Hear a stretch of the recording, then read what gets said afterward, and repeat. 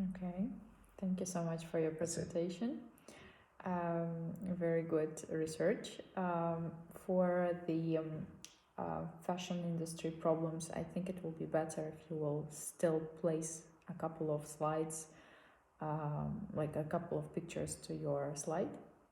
Like this, we will understand which brand, in which year, like, for example, and you can put like 50% of the revenue and things like this, small keywords.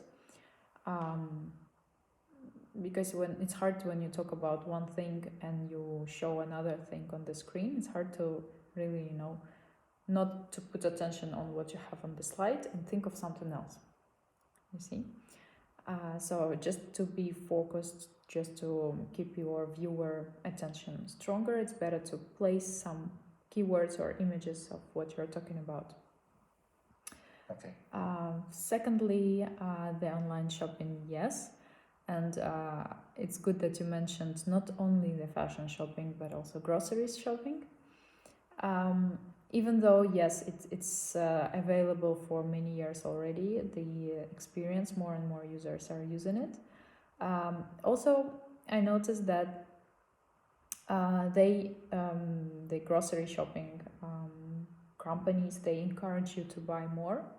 Like this, they say like, okay, if you order more than 60 euro products, then you get like free delivery and things like this. And how's it about with the delivery fees in Korea? Do you have it totally for free or you pay for delivery of groceries? Oh, well, I've never actually used online grocery shopping, but delivery apps do that. Yeah, like McDonald's, Burger Okay. King. You're over like $15 and yeah, Okay. no delivery fee. So do you still go like to grocery shopping yourself? Well, yeah, I like actually seeing what I buy. So Yeah, this is the point. Like from one side, you have the ability to click and order. From another side, still, for example, I I I could also try to use online groceries to be delivered at home. But me personally, when I choose milk, let's say, or cheese, I have to make sure it's up to date. It's not. It will not go out of like, what is this? The due date when it goes expired. That I have to make sure it's not expired yet, because otherwise it's hard to go through this process to return this small product and all this inconvenient things with this. So it's easier for me to go and actually see, okay, it's not expired, rather than worrying that half of the products maybe will be expired and then I have to do the return process, and it's a lot of nerves, a lot of time, and it's small money to be worried about. So overall, and also when exactly, especially when you have like time locked at home, you don't have occasion to go out like this. Okay, yes, I can go for shopping, for grocery shopping. The only occasion for you to go out and to move a little bit. Otherwise, you will be just sitting on your sofa all day long in front of your computer. So it could be an excuse. But for people, for example, who live quite far from grocery store or far from anything, let's say if they live I don't know, 10 minutes or 15 minutes drive away from grocery shopping they can't go there by foot. Of course, it's easier for them to purchase it online. So yes, more people are using this technique. But still, for many people, being able to buy in the physical store, it's still a good excuse to go out. For example, I know people in Turkey. They are our neighbors in apartment, and they are Russian. They are living there for like 8 years or something.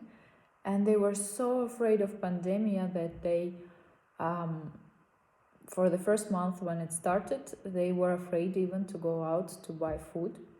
So they were only ordering online, and they were not coming out at all from the house.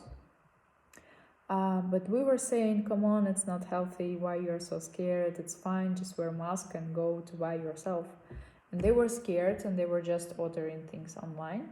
But after 1 month, they noticed that it's hard for them, for their muscles, for their legs, to walk a lot, even around the house.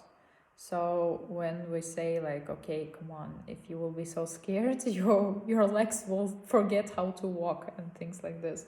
So eventually they started walking outside and they noticed that their muscles are not that strong anymore because they stayed too long locked at the house.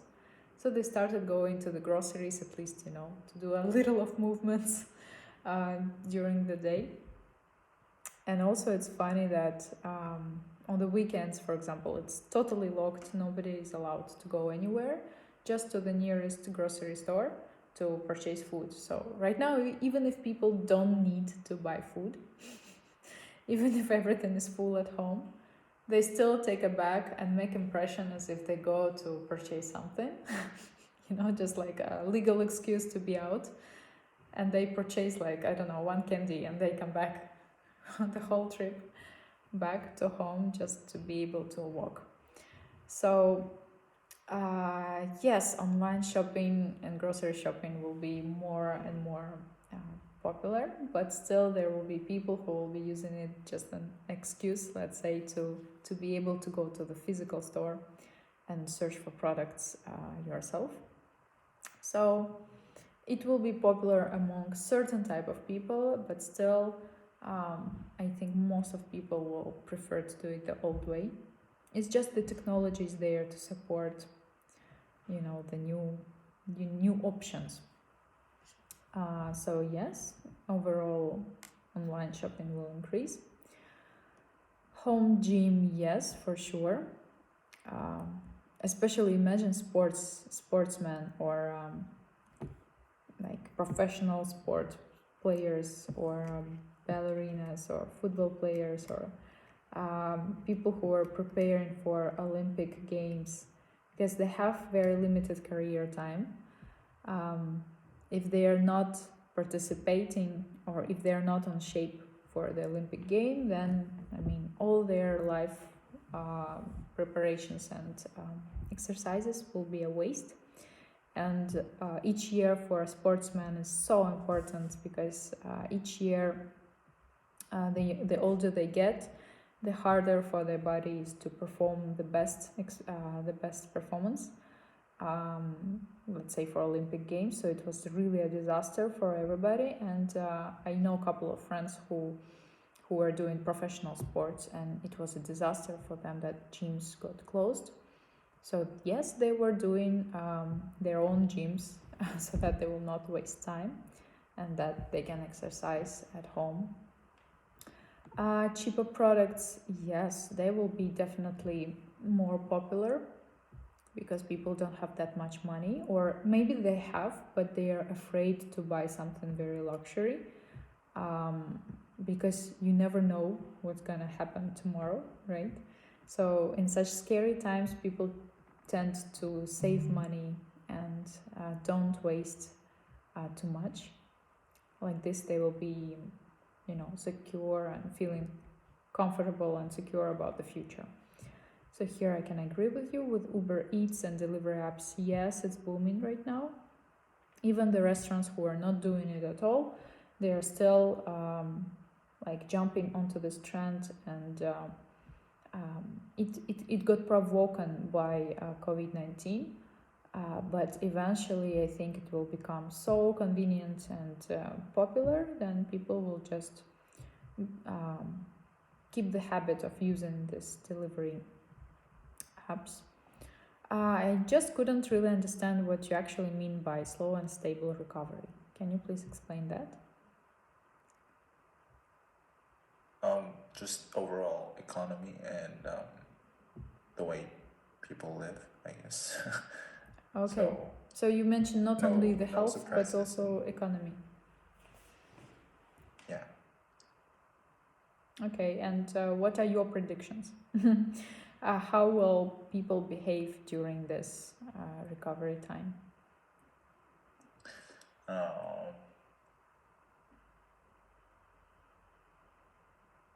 Well, it's just that people right now are, well, dormant, I think. Maybe, yeah, dormant. And people don't want any surprises, you know, like big changes, big, problems. So they'll focus more on like stable life and keeping their status over taking chances, I think. Yes, you're right. Because yeah, when it's a risky time, many people prefer just to freeze, don't move, don't do any changes, don't do difficult or risky actions. Yes, for sure. And I guess that will influence the fashion trends as well. I mean, in terms of fashion, when people are afraid to take risks and to change dramatically, maybe they will, keep the same tastes in fashion, then they will not try something new and things like this. So yes, overall, it's a very good research. Just please bring more examples of your fashion problems, fashion business problems caused by COVID-19. Like this, your file will be completed. And try maybe to keep less space between the pictures, maybe enlarge pictures. And maybe for a slow and stable recovery, you can put more reference pictures, because just this is not really giving us the whole idea what you mean about it. Maybe you can put the economy chart that will be little by little increasing. For example, keeping this picture and like this, we understand it's not only about people's health recovering, but also like the planet is curing and recovering, and the economies in like recovering and things like this. So yes, overall it's a very good presentation. Thank you so much. Good job. Okay, thank you so much for your presentation. So it's a really interesting research, and I like that you put a lot of big pictures with keywords about each topic you're talking about. Here's in the middle, this is the loss of the revenue, right, from the right, in percentage, or it's the loss of the sales, or what is it exactly? The shares, and I just found the data from the internet. But what is it exactly, this percentage? What does it mean? That it decreased the sales, or what is it? Yes. Okay, and which year is it? I think it is to the last year. The last years. 2020. Yeah. Okay. Yeah. So because there's like two charts, we have this percentage, which is not the same with this. So if you put any information, let's say you put a chart, you need to write down, okay, which year is this, and like what does this figures mean? Okay, why they are different from the left and right. So if you put some charts, try to explain which numbers means what. Like the right column, let's say it's dropping of sales in, let's say, Europe, and the left one, let's say, overall drops of sales, and for example. So like this will not question you and not ask what did you mean. Okay, so if you use a chart from internet with figures, try to explain with keywords or the title of each column. What what did you mean about for that figures? Okay. Okay, I just want to show that the sales data is now decreasing. I don't know what it. Mm-hmm. Yeah, so that's why rather than giving the wrong information or just things you are not very sure about, first of all, try to make sure your reference source is correct, that it's trustable reference source. Secondly, if you find a chart, try to understand what does that figures mean. Okay, like this, it will be more clear for you, for people who are watching you, and things like this. Okay. That people will go into, so this is your predictions. So colorful masks. Colorful masks, yes. Just who knows, maybe in 2002 we will not need it anymore, because I guess people will be vaccinated, or other half of the people will be already recovered from COVID-19, so they will not need masks anymore. Maybe they will still need, so we will see how it goes. But yes, if the virus, let's say, still continue in 2022, people will definitely go into more fancy designs of masks. I couldn't really understand what do you mean by Harbuk. What's this Harbuk? It's a brand of the buyer's shop. Okay, so they buy a wholesale, they don't buy retail. Yes. Okay. So how do the buyers go there? They go physically to the store to choose the products? I don't know. Okay. So so you think like buyers will not go to fashion shows anymore because it's dangerous, but they can come to like the wholesale store and purchase from them? Well, it's possible, only if the buyers are from the same country. If they're from another country, I guess it will be hard for them to take a plane and come to see. So it's also like we're not so sure about it, that it will work that way. Vintage clothings, yes, I think it will be popular. Well, it was popular even before COVID-19, when, you know, just vintage style is just on a trend. But vintage also, it costs cheaper than actual new product sometimes. So therefore it will be more affordable for people during hard economy times to purchase vintage clothing rather than a new clothing. So yes, I can agree with you on that. Recycled clothing will be more popular for sure, or recycling techniques. Here you were talking in the beginning about Hermes and Chanel. Can you please repeat what exactly happened? I just to know the industries for the two brands have closed for a while, and actually I just know for this one. Okay. And I happen to research deeply. Mm-hmm. Yeah. Okay, I understand.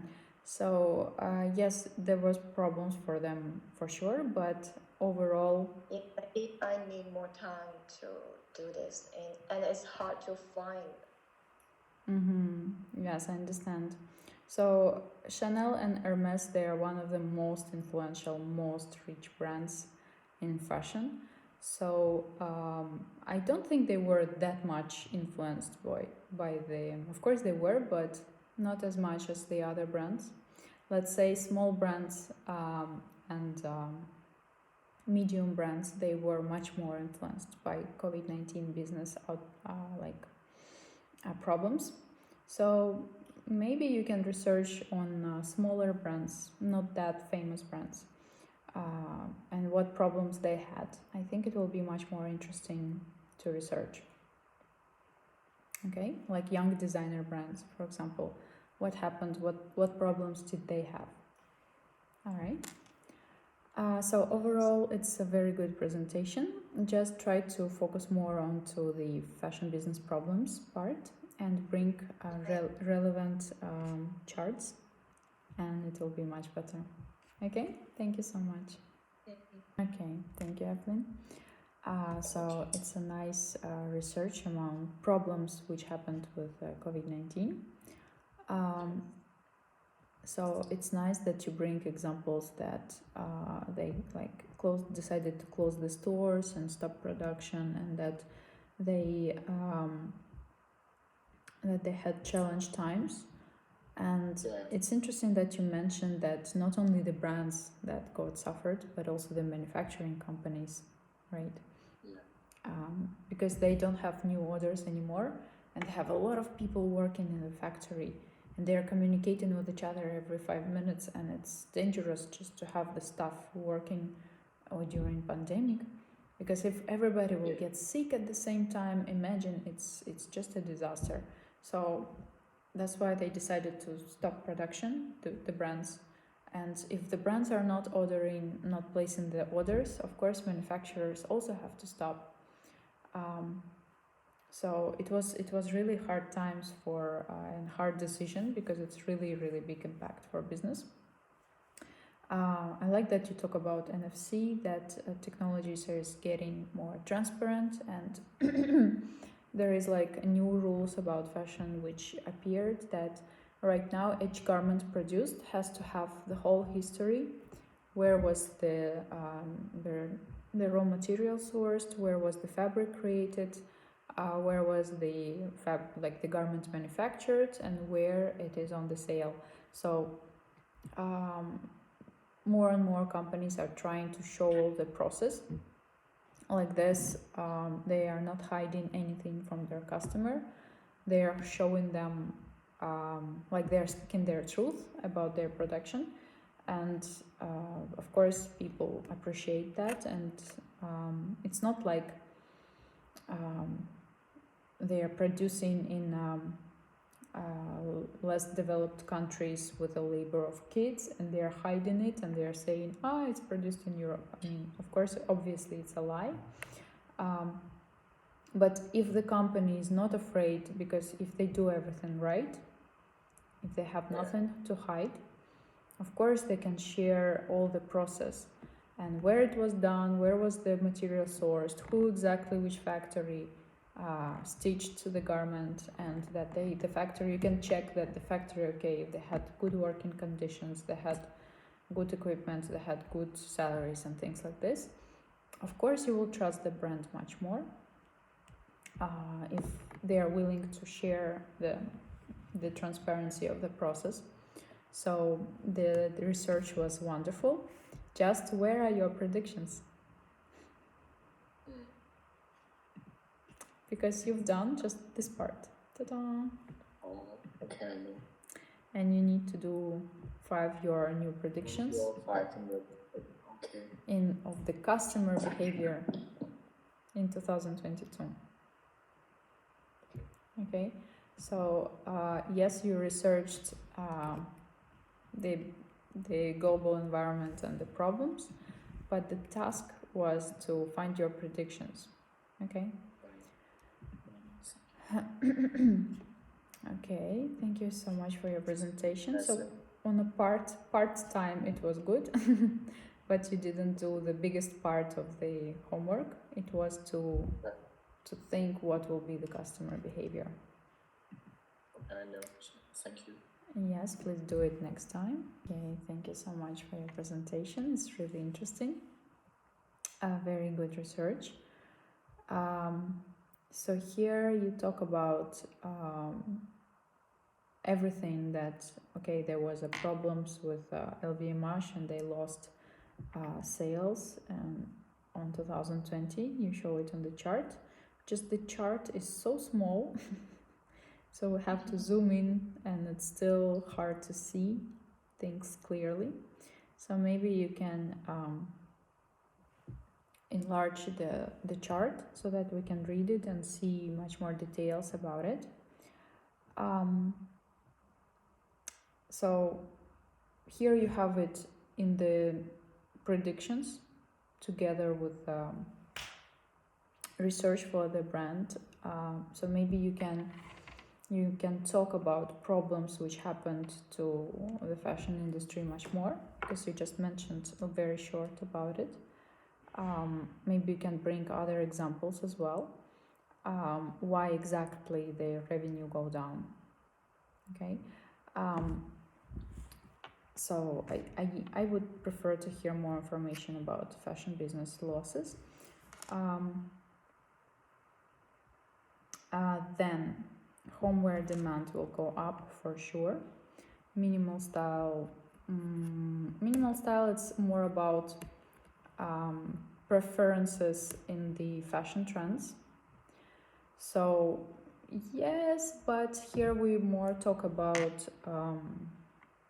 behavior forecast, right? So okay, homeware demand will go up because people will prefer to stay at home, right? So behavior of people is to stay at home. So we can say, okay, homeware is more simple. So the minimal style we can combine in the same direction. You see? So for the moment, we don't talk about what exactly will be the fashion trend. Here, mostly we talk about what will be the customer behavior. You see? We will be talking about fashion changes when we will be researching the trends for the future, for the mood board of 2022. And then, yes, definitely you can talk about fashion styles and which style will be popular, which colors will be popular, and things like this. But in this research, we were doing the problems caused by COVID-19 in fashion industry and how it influenced customer behavior in 2022, how it will influence. So like the minimal style with the point number 2, maybe you can combine it together with point number 1, homeware demand, because people will stay at home. So this is your prediction, basically. So people will still prefer, indoor activities rather than outdoor activities, according to your prediction. For the demand for luxury brands, can you please explain why do you think people will prefer to purchase luxury brands?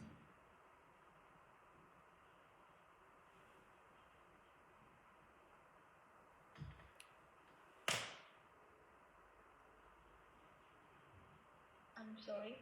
Yes, can you please explain the prediction number 3, demand for luxury brands?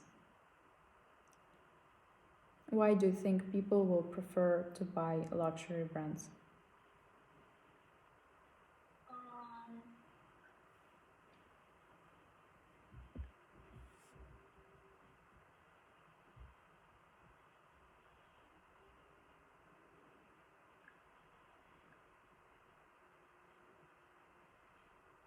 It's okay, just tell me what you think, your own thoughts, your own ideas.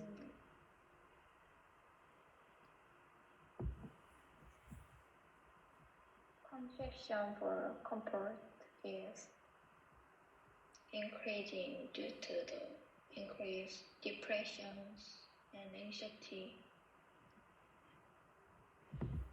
Mm-hmm.